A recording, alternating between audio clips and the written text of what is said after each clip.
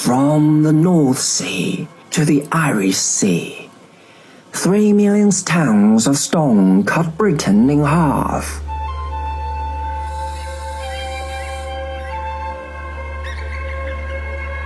For 300 years, Hadrian's Wall stood as the northern frontier of the Roman Empire.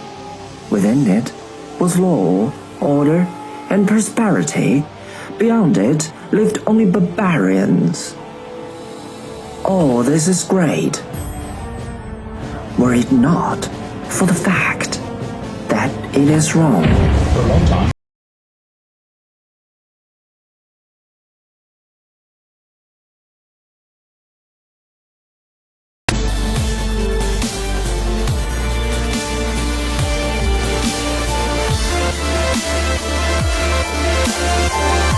Hadrian's Wall was extremely cosmopolitan.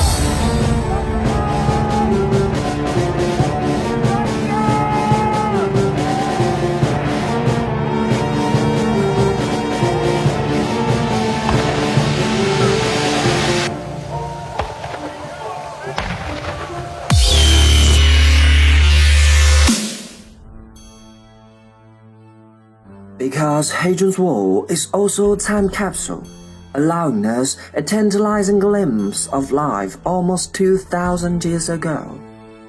Thanks to work done by archaeologists in recent years, we now know that the Romans look at their border rather differently than we'd imagine. From a Roman point of view, they may actually have had their frontier lines, but the Romans would not have said, we can't go any further forward. They wouldn't have necessarily felt that they were ceding any moral rights in space to the north. They would have no qualms about intervening in whichever way they chose to do. It was a question partly of expedience too. The highland lands were run more difficult for the Romans to control. There were fewer population centres for them to police. So treaty arrangements and occasional roads and regional control were sufficient. Living outside the empire's border does not guarantee that mighty Rome will leave you alone, especially considering that Rome successfully minded almost everybody else's business along their borders. Of course, it is not simply a story between the little wretched Britons and the Romans. In fact, on the wall there was barely any soldier from Rome at all.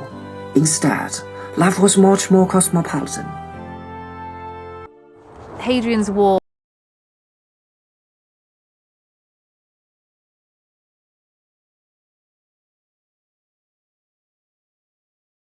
people from modern-day Romania, Rhineland, what is now Switzerland and Germany, southern Bulgaria and what is European.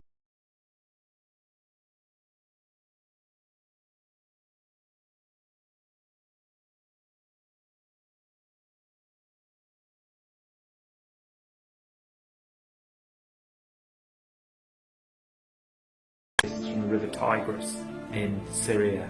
You also get Syrians at houseboats. They're archers, specialist soldiers. Lots of different races represented on Hadrian's Wall. Soldiers from all over the empire would have brought with their own clothes, food, family connections, and their own guards, and civilians followed them. All these soldiers have been paid quite a lot of money. They haven't really got anywhere to go. Apart from, people think now that maybe the soldiers came to Corbridge on their days off, kind of a leave centre, and there would have been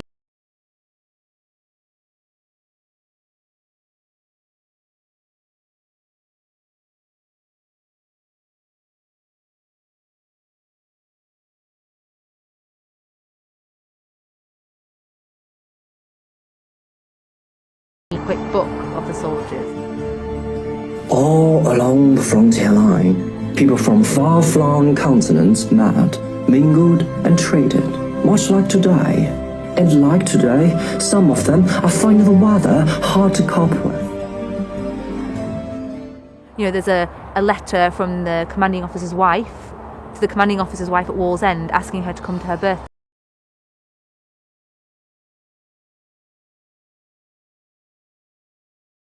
Here, and it makes you realise and really think that they were just real people, and probably homesick, like many of us would be. A lot of them were very far from.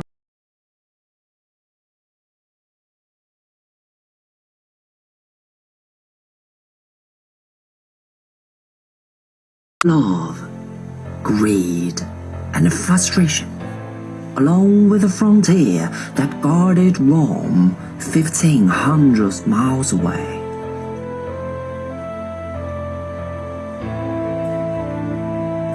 Rome brought to Europe a single currency, an integrated legal system, and a single economic area where people and goods can freely travel, and of course, sanitation.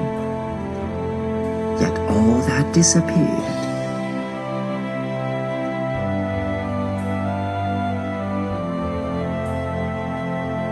Today, only the stones stand testament to the once vast reach of the Rome.